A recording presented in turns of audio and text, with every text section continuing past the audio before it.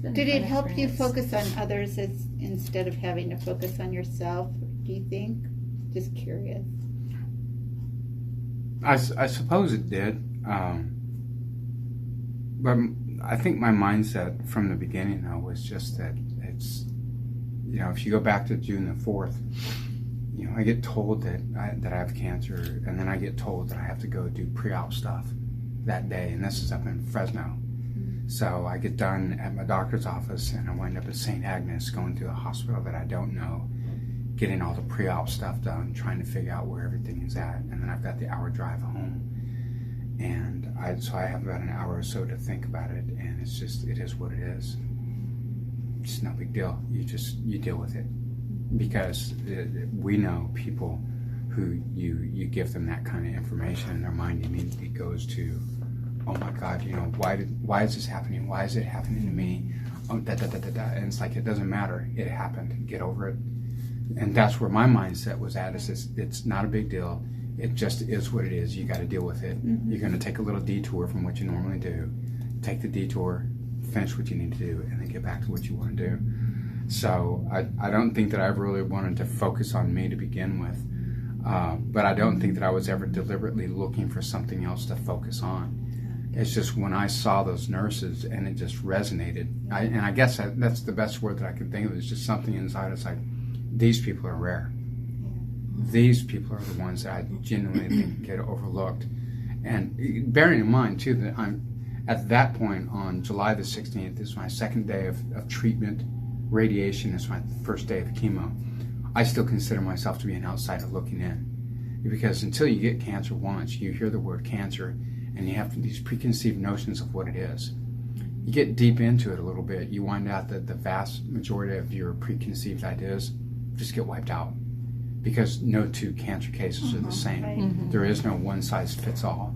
So a lot of those things just got wiped out during that first week of radiation, when you start to see, okay, so this is what it is, but this is what it is for me. That's not what it is for the person sitting next to me. They're getting a different form of chemo. Their radiation plan is different. Some people do chemo every other week. Some people do chemo 2 weeks out of the month, but they do it 5 days in a row each time. And some people stay on 3 South. Some people go to satellites. So it's such a broad mix that it's just, after a while I realized that mine is just unique unto me, and it is what it is, and it's no big deal. But to watch, and I guess that's part of what kind of drew the nurses and the staff into such a light with me, was just that despite all this varying ranges of cancer treatments that these people are going through, these nurses are habitually adapting to each particular patient on the fly, right there.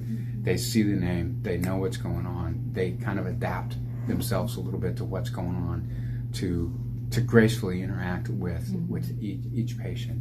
There's a certain amount of compassion, there's a certain amount of grace and humility, there's a certain amount of sternness that comes out depending on the patient, but never overkill, just enough to kind of nudge the patient in the direction they need them to go. And then they just kind of back away from it. It's almost like a maternal sternness with care behind it. You can tell, but don't mess with mom. You know what I'm talking about. That kind of thing.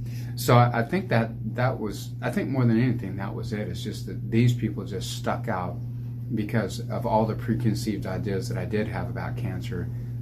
What the nurses did was not a factor. So they kind of swam or sunk on their own merit, because there's no expectation whatsoever. And then as we watched and as they engaged with Wendy and I more, it's like, wow, these just across the board, everybody that I've run into. I don't think these types of people, these nurses, are limited to cancer any more so than the pink tea is limited down to breast cancer, but it's wide open to everybody. Right. If you work in neonatal ICU, it's virtually impossible for your heart not to get tweaked. If you're working in the emergency room, virtually wherever you work, and you're down in the trenches with the patients for 8 hours, 12 hours at a pop, there's still going to be that one person that's going to get through in some way, shape, or form. So it's kind of like with the pink tea. It started with this, like with breast cancer for the pink tea, but cancer is cancer, and it sucks no matter where you get it. I mean, I met one lady, she had like this rare form of cancer in her eyes 16 years ago. They cured her of the cancer. She still has good vision in both eyes. 16 years later, she gets popped with breast cancer. No relationship. So even though you win once, that doesn't mean there's not some other form that's waiting to come around and get you later on. It happened with my dad. He had esophageal cancer, and then later on came down with prostate cancer. So I had it once. Will I get it again? I don't know. If I do, I do. If I don't, I don't. We'll find out. So anyways, that's it. I hope not. I'm pooped. Yeah. Feel